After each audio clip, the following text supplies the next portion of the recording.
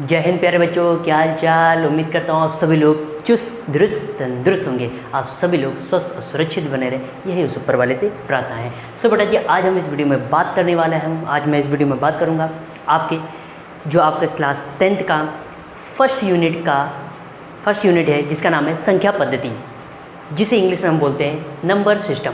उसमें जो पहला चैप्टर है वास्तविक संख्याएँ, जिसे इंग्लिश में बोलते हैं रियल नंबर्स, उस चैप्टर की हम लोग यहाँ पर बात करने वाले हैं।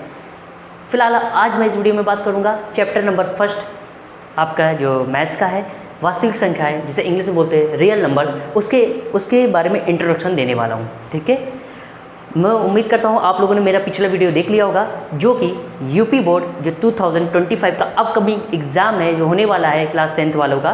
ठीक, उस वीडियो में मैंने आपको मैथ्स के सिलेबस के बारे में डिस्कशन किया है। यूपी बोर्ड हिंदी और इंग्लिश दोनों ही मीडियम वाले बच्चों के लिए उसमें सिलेबस में मैंने डिस्कशन किया है। अगर अभी तक आपने वो वीडियो नहीं देखा है तो वो वीडियो आपको एंड स्क्रीन पे भी मिल जाएगा, ऊपर आई बटन पे भी मिल जाएगा, और नीचे इस वीडियो के नीचे उस वीडियो का लिंक नीचे डिस्क्रिप्शन में दिया है, वहाँ से भी जाकर आप वॉच कर सकते हैं। फिलहाल हम जो टॉपिक की बात करते हैं, सबसे पहले हम चैप्टर फर्स्ट की स्टार्ट कर देते हैं। आज यहाँ पर हम केवल इंट्रोडक्शन की बात करने वाले हैं इस वीडियो में। ठीक है, तो चलिए वीडियो को बड़ा ना करते हुए जल्दी से स्टार्ट करते हैं। ठीक है, सो बच्चों, आपको ये बता दूं कि आपको वास्तविक संख्या यानी रियल नंबर जानने से पहले सबसे पहले आपको ये जानना आवश्यक है कि नंबर सिस्टम यानी संख्या पद्धति क्या होती है। उम्मीद करता हूँ आपने 9th में पढ़ा होगा। अगर नहीं पढ़ा तो परेशान होने की आवश्यकता नहीं है, मैं यहाँ पर आपको बिल्कुल समझाऊंगा। ठीक है, आइए, संख्या पद्धति जिसे इंग्लिश में बोलते हैं नंबर सिस्टम। तो हिंदी मीडियम वाले बच्चे, मैं आपसे ये जरूर कहना चाहूँगा कि अगर आप हिंदी मीडियम से हैं तो हिंदी और इंग्लिश में ज़रूर पढ़िएगा बच्चा, क्योंकि ये बहुत काम आएगा। केवल हिंदी में किसी चीज़ को मत पढ़िएगा मैथ को, इंग्लिश में भी उस चीज़ को जानिएगा। यहाँ पर मैं आपको हिंदी और इंग्लिश में दोनों में ही बताऊँगा लैंग्वेजेस में। ठीक है, लेकिन जहाँ क्वेश्चन आएगा वहाँ पर आपको कोशिश करेंगे पूरा कि इंग्लिश और हिंदी दोनों में बताएं। ठीक, आइए डिस्कस करते हैं। सबसे पहले हम बात करते हैं संख्या पद्धति की, कि जब तक कि आप संख्या पद्धति के बारे में नहीं जानेंगे तब तक रियल नंबर्स के बारे में सही से अच्छा से समझ नहीं आएगा। ठीक है, आइए देखिए नंबर सिस्टम जिसमें पहला नंबर आता है आपका। ठीक है, जैसे मान लीजिए हमने पहले क्या होता था, सारे नंबर मिक्स होते थे। जैसे मान लीजिए ये हमने लिया बेटा, ये सर्कल बना लिया। मान लीजिए कोई पोटली ले ली, इसमें -1 भी है, +1 भी है, प्लस का 1/2 भी है, माइनस का 7/2 भी है, √2 भी है, √3 भी है, 2.125 है। इस टाइप के मतलब सारे नंबर मिक्स है। तो क्या किया गया कि इन सबको प्लस वाले अलग किया गया, माइनस वाले नंबर को अलग किया गया, अपॉन वाले नंबर को अलग किया गया, डेसिमल यानी जिसे बोलते हैं हिंदी में दशमलव वाले नंबर्स को अलग किया गया, और उनको क्या कर दिया, एक प्रॉपर नाम दे दिया गया। ठीक है, तो उनमें से सबसे पहले नंबर सिस्टम में यानी संख्या पद्धति में जो पहली संख्या के बारे में पढ़ेंगे, जो पहला नंबर है उसका नाम है प्राकृतिक संख्याएं, जिसे इंग्लिश में बोलते हैं नेचुरल नंबर्स। नेचुरल नंबर को बेटा कैपिटल N से डिनोट किया जाता है। इसके अंदर कौन कौन से नंबर आते हैं, ये 1 से स्टार्ट होता है, 1 2 3 4 5 एंड सो ऑन द। ठीक, और कहाँ तक जाता है, इनफाइनाइट, यानी जिसे बोलते हैं हिंदी में अनंत यानी इनफाइनाइट का साइन क्या होता है, 8 भाई साहब होते हैं, उनको क्या खड़े होते हैं, उनके क्या कर दो, लिटा दो, तो क्या हो जाता है, अनंत, इनफाइनाइट का साइन हो जाता है बेटा। ठीक है, अब ध्यान से सुनिए, अगर मैंने आपसे क्वेश्चन पूछ दिया कि बताओ बेटा सबसे छोटा नेचुरल नंबर कौन सा है, तो आप क्या बताओगे, 1 है, क्योंकि 1 नेचुरल नंबर कहाँ से स्टार्ट होता है, 1 से। तो जहाँ से जो नंबर स्टार्ट होता है वही उस नंबर का सबसे छोटा नंबर हो जाता है। अगर यहाँ पर मैं आपको कहूँ कि सबसे बड़ा नेचुरल नंबर कौन सा है, तो आप कहोगे अनडिफाइंड है, क्योंकि यहाँ पर कोई परिभाषित नहीं है। ठीक है, अब आइए नेक्स्ट आगे बात करते हैं। उम्मीद करते हैं आपको फर्स्ट यानी प्राकृतिक संख्याएं समझ में आ गए होंगे। लेकिन एक चीज़ और बता दें, जैसे मान लीजिए मैंने कुछ नंबर सिलेक्ट किए 1 2 3 4।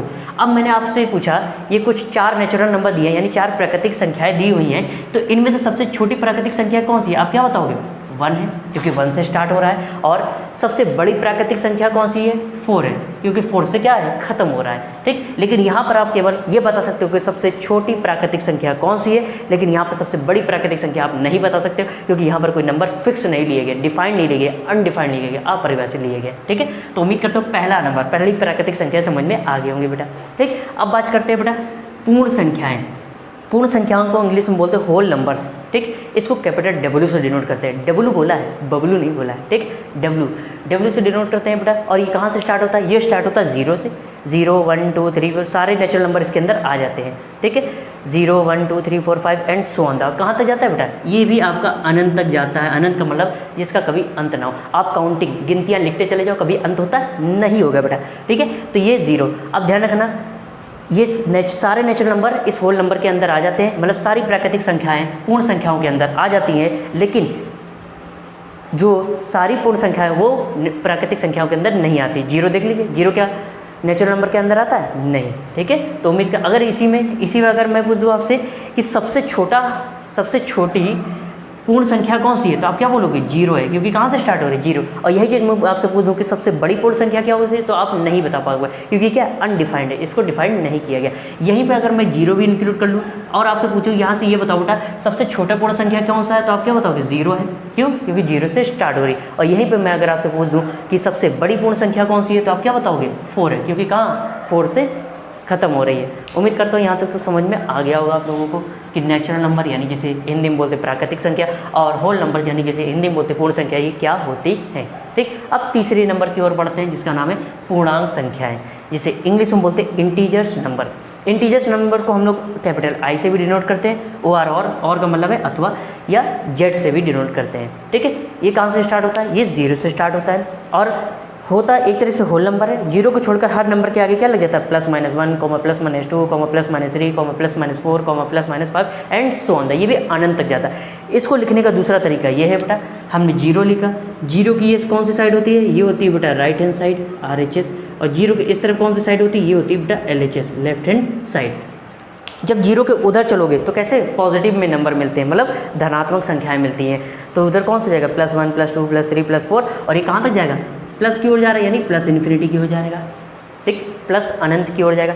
और जीरो के जब लेफ्ट हैंड साइड में चलते हैं तो कैसे? माइनस में ऋणात्मक संख्याएं मिलती हैं, यानी -1, -2, -3, -4 एंड सो ऑन।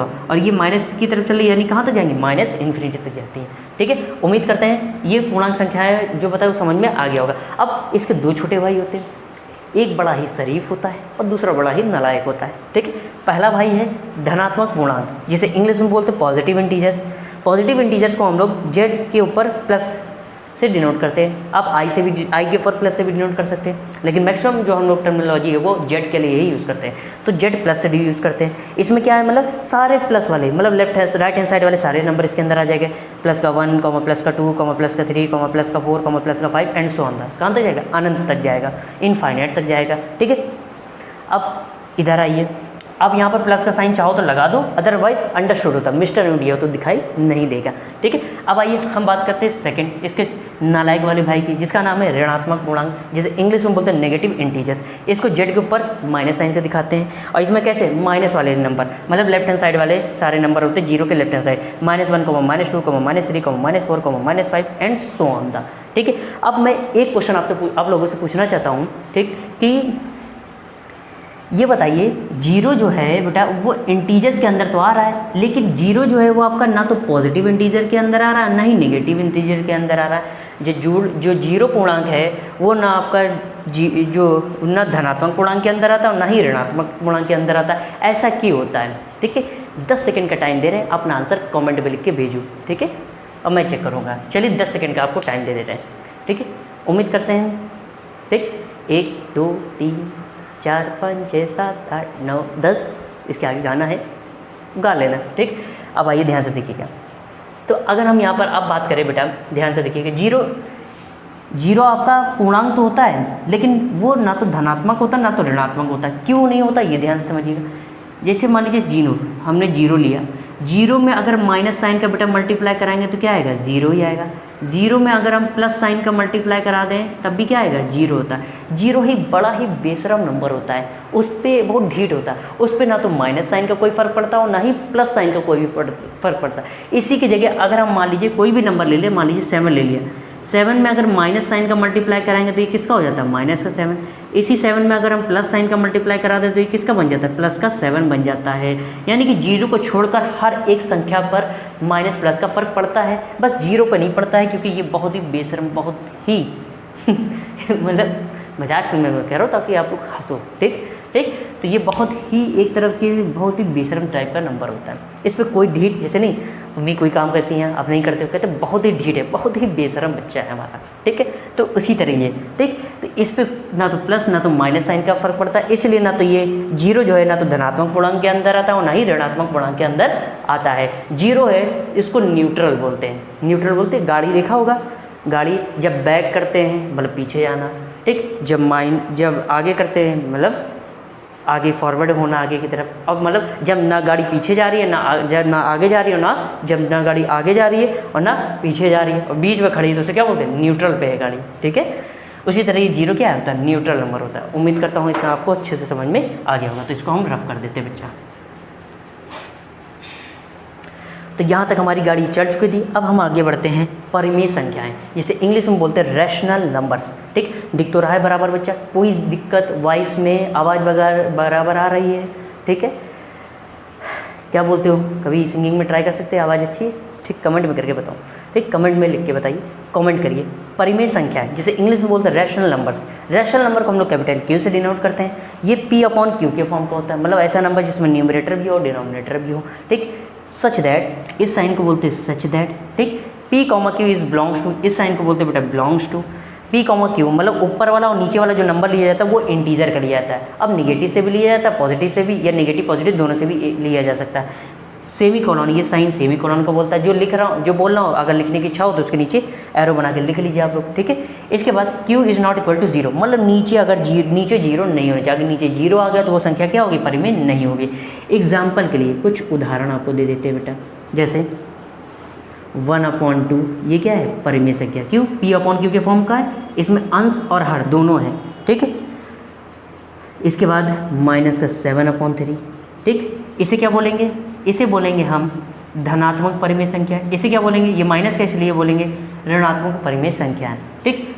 अब बताइए क्या ये परिमेय संख्या है, यानी रैशनल नंबर है? बिल्कुल है। देखिए इसके नीचे आप 1 लिख सकते हो, 1 से इसको डिवाइड कर सकते हो, यानी कि ये p अपॉन क्यू के फॉर्म में लिखा जा सकता है, इसलिए क्या है, रैशनल नंबर है, यानी परिमेय संख्या है।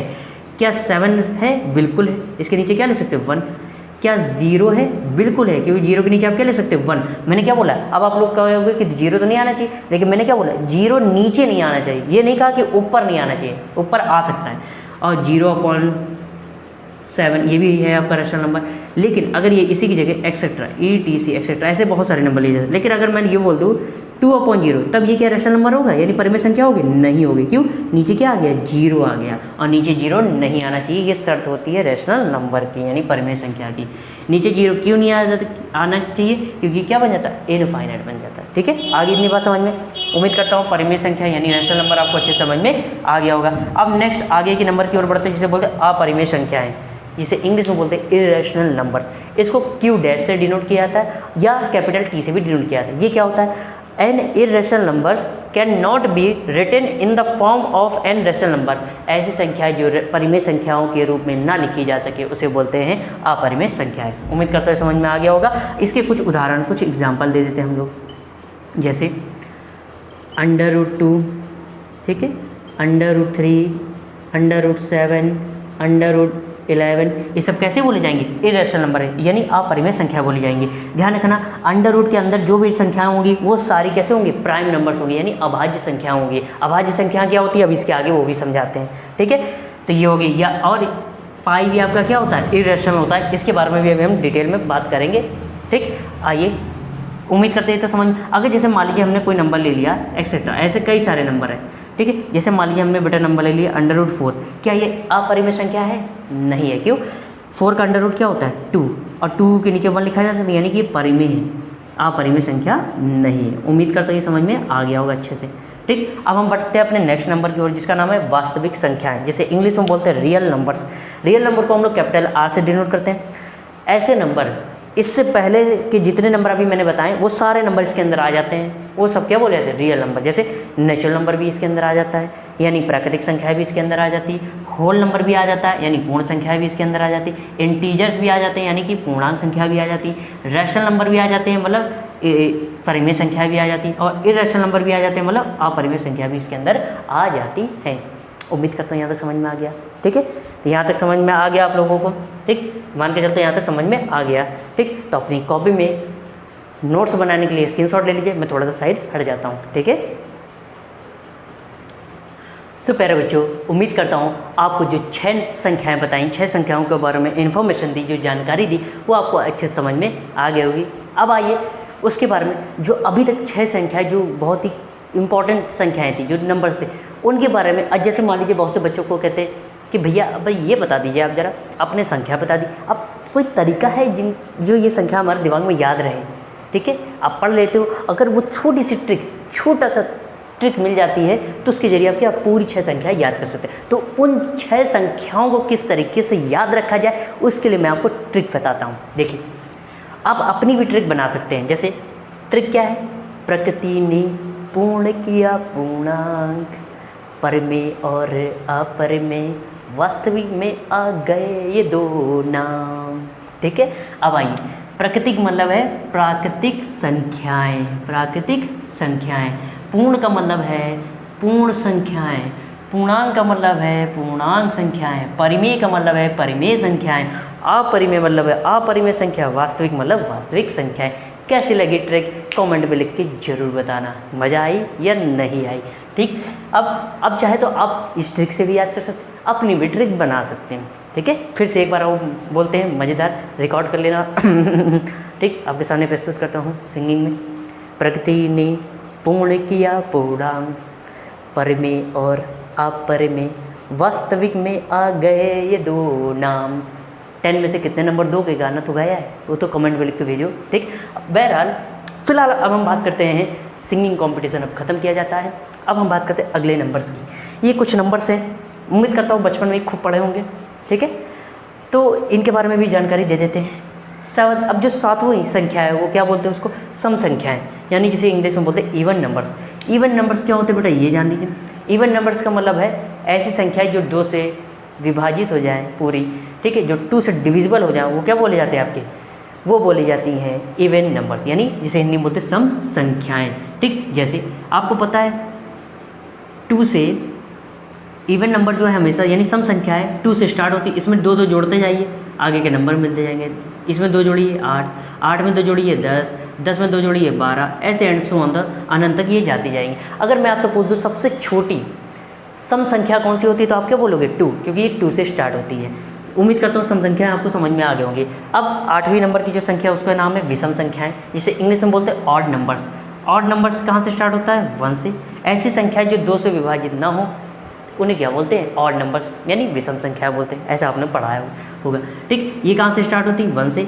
1 में 2 ऐड करते जाइए, अगला नंबर अगली विषम संख्या मिलती जाएगी। 1 में 2 ऐड किया 3, 3 में 2 ऐड किया 5, 5 में 2 ऐड किया 7 एंड सो ऑन, इस तरह अनंत तक ये जाती हैं। अगर मैं आपसे यहाँ पूछ दूँ सबसे छोटी विषम संख्या कौन सी होती है तो आप क्या बोलोगे, 1। ठीक है, अब आइए नेक्स्ट बात करते हैं 9th वाली संख्या की, जिसका नाम है अभाज्य संख्याएं, यानी प्राइम नंबर। बहुत सारे जो बच्चे हैं इसमें कन्फ्यूज़न रहते हैं और मुझसे कहते हैं कि भैया एक बार थोड़ा प्राइम नंबर मुझे समझा दीजिए। ठीक है, आइए देखिए, प्राइम नंबर्स यानी जैसे हिंदी में बोलते हैं अभाज्य संख्याएं क्या होती हैं, चाहे तो लिख लो, मैं डिक्टेट कर रहा हूँ तो उसको चाहे लिख लो और चाहे दिमाग में याद रखना। ऐसी संख्याएं जिनके जो 1 से डिविजिबल हो और खुद से डिविजिबल हो, ठीक है, वो और उनके 2 फैक्टर हों, तो ऐसी संख्याओं को प्राइम नंबर बोलते हैं। अब कहोगे भैया ज़्यादा कुछ पल्ले नहीं पड़ा, करके समझा दो, तो करके समझा देते हैं। देखिए कुछ एग्जाम्पल दे देते हैं। अब कहोगे कि हम तो भैया एग्जाम्पल के थ्रू समझेंगे, ऐसे हमें नहीं पल्ले बढ़ने वाला। ठीक, आइए समझाते हैं। देखिए जैसे मान लीजिए सबसे हमने पहली संख्या ली 2। देखिए 2 1 से डिविजिबल है। 2 जो है 2 का फैक्टर कौन कौन से, 2 के फैक्टर एक तो 1 से डिविजिबल है, फिर 2 खुद से डिविजिबल है। क्या ये जो 2 है किसी और नंबर से डिविजिबल है, किसी और नंबर से विभाज्य नहीं, इसका मतलब ये प्राइम नंबर है। एक और एग्जांपल ले लेते हैं जो प्राइम नंबर ना हो, जैसे 4 ले लेते हैं। 4 देखिए 1 से भी डिविजिबल है, 4 2 से भी डिविजिबल है और 4 खुद से भी डिविजिबल है। तो अभाज्य, ये अभाज्य संख्या है या नहीं? नहीं। क्यों? अभाज्य संख्या की शर्त है कि उसके कितने गुणनखंड होने चाहिए, उसके 2 गुणनखंड होने चाहिए। यहाँ पर कितने, 3 गुणनखंड है, इसका मतलब ये अभाज्य संख्या नहीं, यानी प्राइम नंबर नहीं। अब एक चीज़ आपको ये बता दें, बहुत से बच्चे कंफ्यूज रहते हैं कि 1 प्राइम नंबर होता है या नहीं। तो मैं आपको बता दूं कि 1 प्राइम नंबर नहीं होता है। क्यों? देखिए 1 केवल 1 से ही डिविजिबल होता है, किसी अदर नंबर से डिविजिबल होता है। सो बच्चा उम्मीद करता हूँ आपको समझ में आ गया होगा कि 1 प्राइम नंबर क्यों नहीं होता है। ठीक है, क्योंकि 1 केवल 1 से डिविजिबल है और प्राइम नंबर की यानी अभाज्य संख्या की शर्त ये है कि उसके कम से कम 2, मतलब कम से कम क्या 2 ही केवल गुणनखंड होने चाहिए प्राइम नंबर के। अगर 2 से कम है या 2 से ज़्यादा है तो वो अभाज्य संख्या नहीं होगी। उम्मीद करता हूँ कि 1 अभाज्य संख्या क्यों नहीं होती वो समझ में आ गया होगा। ठीक है, अब ये हम नेक्स्ट संख्या की बात करते हैं जिसका नाम है भाज्य संख्याएं, जिसे इंग्लिश में बोलते हैं कंपोजिट नंबर्स। ये क्या होते हैं? ऐसी संख्याएं जिनके दो से ज़्यादा गुणनखंड हो, तो वो क्या बोले जाते हैं? भाज्य संख्याएं, जैसे इंग्लिश में बोलते हैं कंपोजिट नंबर्स बोले जाते हैं। ठीक, अब एग्जांपल देके बता देते हैं। ठीक, मतलब 2 से ज़्यादा होने चाहिए, 2 या 2 से कम नहीं होने चाहिए गुणनखंड, अदरवाइज वो कंपोजिट नंबर नहीं होगा। जैसे एग्जांपल के लिए हमने ले लिया 6, देखिए डिवीज़न फैक्टर्स इसके करिए बाय डिवीज़न मेथड से। 1 देखिए ये 1 से डिविजिबल होगा ही, every number is divisible by 1, हर संख्या 1 से विभाज्य होती है। ठीक है, अब आइए ध्यान से देखिएगा, 1 से डिविजिबल है क्या? 2 से डिविजिबल है, बिल्कुल। 2 से 6 को भाग दोगे पूरा चला जाएगा। 3 से भी डिविजिबल है, 3 से 6 को भाग दोगे पूरा चला जाएगा। अब खुद से डिविजिबल है, 6 से इसको भाग करोगे पूरा चला जाएगा। अब यहाँ पर देखो इसके कितने गुणनखंड आ गए? 1 2 3 4 गुणनखंड है। इसका मतलब ये कंपोजिट नंबर यानी भाज्य संख्या होगी, क्योंकि 2 से ज़्यादा गुणनखंड होने चाहिए। उम्मीद करते हैं समझ में आ गया। 7 के लिए चेक कर लेते हैं, क्या 7 है? 7 देखिए 1 से डिविजिबल है और खुद से डिविजिबल है, और ये जो 7 संख्या है ये किसी और से डिविजिबल है? नहीं है। इसका मतलब ये आपका कंपोजिट नंबर तो नहीं है, यानी भाज्य संख्या तो नहीं है, ये क्या है? अभाज्य संख्या है। क्या 1 है आपका कंपोजिट नंबर? नहीं होगा। क्यों? क्योंकि 1 के कितने फैक्टर होते हैं? केवल एक गुणनखंड होता है। ठीक, इसलिए 1 ना तो आपको प्राइम नंबर होता है यानी अभाज्य संख्या, और ना ही कंपोजिट नंबर यानी भाज्य संख्या होती है। उम्मीद करते हैं समझ में आ गया होगा। अब बात करते हैं सहअभाज्य, जिसे इंग्लिश में बोलते हैं कोप्राइम। कोप्राइम में क्या करते हैं? हम एक जोड़ा लेते हैं, ब्रैकेट के अंदर एक जोड़ा, जैसे A, B टाइप का लेते हैं। इसके अंदर ये जो दोनों नंबर हैं, ये दोनों नंबर हैं, ये केवल 1 से, इसका कॉमन फैक्टर 1 होना चाहिए, मतलब उभयनिष्ठ गुणनखंड केवल 1 होना चाहिए। ठीक, मतलब केवल 1 से डिविजिबल हो अंदर के दोनों नंबर, किसी अदर नंबर से डिविजिबल नहीं होने चाहिए, तो वो क्या बोला जाएगा? ऐसा पेयर, ऐसा जोड़ा, उसे क्या बोले? सहअभाज्य यानी कोप्राइम बोलेंगे। एग्जाम्पल, अब आप कहोगे भैया समझ में नहीं आया, एग्जाम्पल देके बताओ, तो एग्जाम्पल देके बताते हैं। देखिए सबसे पहला एग्जाम्पल हम मान लीजिए ले लेते हैं 2,4, चलिए ले लिया। अंदर के दोनों नंबर देखिए, ये 2 से डिविजिबल है, 2 से अगर 2 में डिवाइड करेंगे पूरा चला जाएगा, 2 से अगर 4 में डिवाइड करेंगे पूरा चला जाएगा। लेकिन कोप्राइम यानी सहअभाज्य की शर्त यह है कि अंदर की दोनों संख्याएं केवल 1 से डिविजिबल होनी चाहिए, किसी और से नहीं। ये तो 2 से डिविजिबल हो रहा है, इसका मतलब ये आपका कोप्राइम नहीं। और एक एग्जाम्पल लेते हैं 2,5, देखिए 2 भी 1 से डिविजिबल है और 5 भी 1 से डिविजिबल है, किसी अदर नंबर से डिविजिबल हो तो बताइए? नहीं। इसका मतलब ये क्या है? ये आपका कोप्राइम है, ये जो पेयर है ये आपका कोप्राइम है। उम्मीद करता हूँ ये 7, 8, 9, 10, 11 ये जितनी भी संख्याएं थी उनके बारे में जो आपको जानकारी दी गई वो आपको अच्छे से बिंदास फर्स्ट क्लास ज़बरदस्त समझ में आ गया होगा। तो अपनी कॉपी में नोट्स बनाने के लिए स्क्रीनशॉट ले लीजिए, फिर आगे बात करते हैं। सो प्यारे बच्चों, उम्मीद करता हूँ इससे पहले जो आपको संख्या पद्धति यानी नंबर सिस्टम के बारे में जो जानकारी दी, जो इन्फॉर्मेशन दी, वो आपको बिंदास फर्स्ट क्लास अच्छे से समझ में आ गए होंगे। अब हम बात करते हैं, अब हमारे यहाँ से मेन चैप्टर स्टार्ट होता है, ठीक है, जिसका नाम है वास्तविक संख्या है, जिसे इंग्लिश में बोलते हैं रियल नंबर्स। ठीक है, इसमें जो सबसे पहला है हम पढ़ेंगे, उम्मीद करता हूँ आप सभी लोगों के पास नई बुक ही होगी। ठीक है, नई बुक होगी, इसी सेशन की होगी, नई बुक होगी, मैं मान के चलता हूँ, क्योंकि नई बुक में आपका अपडेट सिलेबस दिया हुआ है। अगर आपके पास पुरानी बुक है तो कोशिश करिए कि नई ले लीजिए, ठीक है। अदरवाइज़ मैं एक वीडियो बना दूंगा प्रॉपर में कि आपके पुरानी बुक्स में कौन कौन सा सिलेबस हटा दिया गया है, ठीक। अब आइए ध्यान से समझिएगा। अब हम बात करते हैं, जो पहला हमारा इस चैप्टर का टॉपिक है वो है अंकगणित की आधारभूत प्रमेय, जिसे इंग्लिश में बोलते हैं फंडामेंटल थ्योरम ऑफ अर्थमेटिक। ठीक है, क्या होती है थ्योरम को समझ लेते हैं। ठीक है, एक चीज़ और बता दूं बेटा, जो नंबर सिस्टम है इसको अच्छे से याद रखिएगा, ठीक। अदरवाइज आपको प्रॉब्लम होगी आगे, कई जगह नंबर सिस्टम यानी संख्या पद्धति का यूज़ करेंगे हम लोग, उसका उपयोग करेंगे। ठीक है, अब ध्यान से समझिएगा, ठीक। यूपी बोर्ड, अब देखिए इसको मैंने इंग्लिश में नहीं लिखा, ठीक, क्योंकि मैं खास सर ये जो वीडियो है, ये सारी वीडियोस मैं हिंदी मीडियम वाले, यूपी बोर्ड हिंदी मीडियम वाले बच्चों के लिए रिकॉर्ड कर रहा हूँ। ठीक है, इंग्लिश मीडियम वाले बच्चों के लिए भी बनेगा वीडियो, जल्द से जल्द उनके लिए भी वीडियो आएंगे। ठीक है, अब आइए ध्यान से समझिएगा। स्टेटमेंट, कथन क्या है? प्रत्येक भाज्य संख्या को अभाज्य संख्याओं के एक गुणनफल के रूप में व्यक्त किया जा सकता है तथा ये गुणनखंडन अभाज्य गुणनखंडों के आने वाले क्रम के बिना अद्वितीय होता है। इसको समझ लीजिए, हाँ इसको समझ लेते हैं बेटा। आइए देखते हैं बेटा, एग्ज़ाम्पल, क्योंकि आप कहोगे भैया बगैर उदाहरण के हमें कुछ नहीं समझ में आता, क्वेश्चन तक तो नहीं समझ में आता है, तो ये तो फिलहाल थ्योरम है, प्रमेय है, तो ये कैसे पल्ले पड़ेगी। ठीक है, तो आइए इसको उदाहरण के समझ। कह रहे हैं कि जब आप कोई कंपोजिट नंबर लेते हैं, यानी कि भाज्य संख्या लेते हैं, और भाज्य संख्या के गुणनखंड यानी फैक्टर्स करने पर उसके जो गुणनखंड आते हैं वो आपकी अभाज्य संख्या होती हैं। उनके जो जितने भी गुणनखंड आते हैं वो अभाज्य संख्या होती हैं, यानी प्राइम नंबर्स होते हैं। एग्ज़ाम्पल पहला लेते हैं। पहला एग्ज़ाम्पल हमने लिया सबसे सस्ता और सबसे छोटा 4। आइए बेटा 4 के यहाँ पर हम लोग फैक्टर्स करते हैं। 4 का हम लोग क्या करते हैं बेटा, फैक्टर्स यानी गुणनखंड करते हैं। तो 2 से आपको पता है गुणनखंड ये करना आता ही होगा, बचपन में सीखा। 2 से इसको भाग करेंगे कितना आ जाएगा, 2 दूनी 4, फिर से 2 से करेंगे 1। तो यहाँ पर ये देखिए बेटा 4 के क्या क्या गुणनखंड आए, 2 गुणे 2, 2 गुणे 2।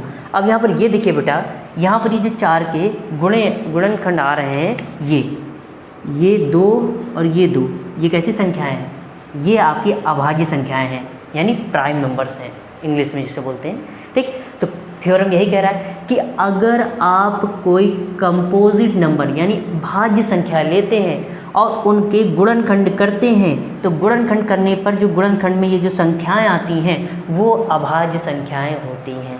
आया बेटा समझ में? नहीं आया? एक और एग्जाम्पल लेंगे। कैसे नहीं आएगा ससुर के नाती, आएगा। ठीक, आइए देखिए एक एग्जाम्पल ले लेते हैं 6। चलिए 6 एक संख्या हमने ली 6, इसके गुणनखंड करते हैं। ठीक है, 2 तिहाई 6 और 3 एकम 3, तो 6 के गुणनखंड क्या हुए बेटा, 2 गुणे 3।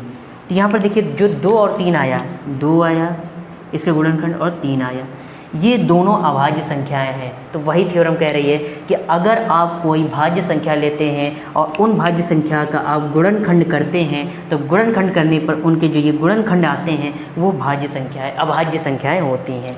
नहीं आया? एक और एग्जाम्पल लेते हैं, तीसरा एग्जाम्पल लेते हैं। ठीक है, हमने ले लिया बेटा 12। ठीक है, 12 के गुणनखंड कर दीजिए। 2 से गुणा भाग करेंगे, 2 छः 12, 2 से 6 को भाग करेंगे, 2 तिहाई 6। अब नेक्स्ट अभाज्य संख्या 3 एकम 3। तो यहाँ पर 12 के क्या क्या गुणनखंड है, ये आया बेटा 2 गुणे 3। तो यहाँ पर देखिए बेटा 12 के क्या क्या गुणनखंड आए, वो आया 2 आया, 2 आया और 3 आया। ये तीनों ही जो गुणनखंड आए वो तीनों ही कैसे बोले जाएंगे, अभाज्य संख्याएँ बोले जाएंगे। उम्मीद एक और एग्जाम्पल दे देते हैं ताकि और अच्छे से क्लियर हो जाए। चौथा एग्जाम्पल 20 ले लेते हैं, थोड़ा बड़ा नंबर ले लेते हैं। आइए 20 के हम लोग बेटा गुणनखंड करते हैं। 2 से भाग करेंगे कितना आएगा बेटा, 10 आएगा। 2 से भाग करेंगे कितना आएगा बेटा, 5 आएगा। 5 से भाग करेंगे 1 आएगा। गुणनखंड मैं मान के चल सकता हूँ, आप लोगों को गुणनखंड आते होंगे। 2 गुणे 5। अब देखिए इसके क्या क्या गुणनखंड आए। इस 20 के गुणनखंड एक तो 2 आया, एक 2 आया और एक 5। ये तीनों ही संख्याएं जो आई हैं, ये तीनों कैसी हैं, ये आपकी अभाज्य संख्याएं हैं। उम्मीद करता हूँ ये जो थ्योरम क्या कह रही है, यानी ये जो प्रमेय क्या कह रहा है, ये आपको अच्छे से समझ में आ गया होगा। तो अपनी कॉपी में नोट्स बनाने के लिए स्क्रीनशॉट ले लीजिए, फिर आगे बात करते हैं।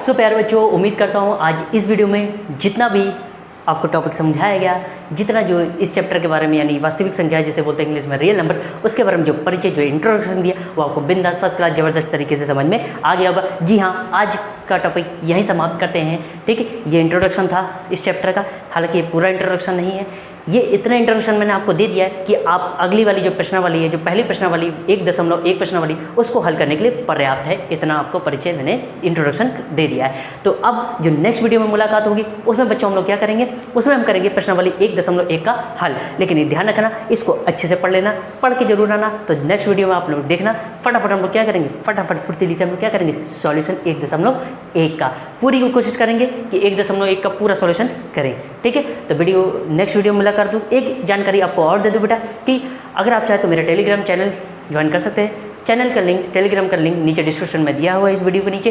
उस चैनल पे आपको रेगुलर वीडियोस मिलेंगे 9th 10th 11th 12th से रिलेटेड, हिंदी और इंग्लिश दोनों ही मीडियम के लिए, CBSE बोर्ड के लिए भी वीडियोस मिलेंगे। ये जो वीडियोज़ मैं बना रहा हूँ ये आपके यूपी बोर्ड हिंदी माध्यम के बच्चों के लिए है। इंग्लिश मीडियम के लिए भी बच्चों के लिए जल्द से जल्द वीडियो आएंगे।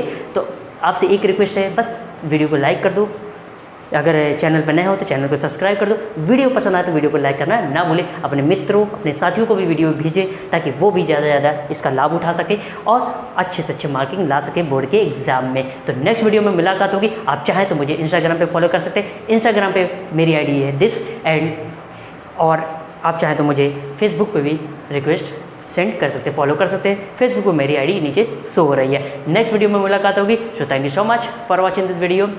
Like, subscribe and share. जय हिंद, नमस्कार।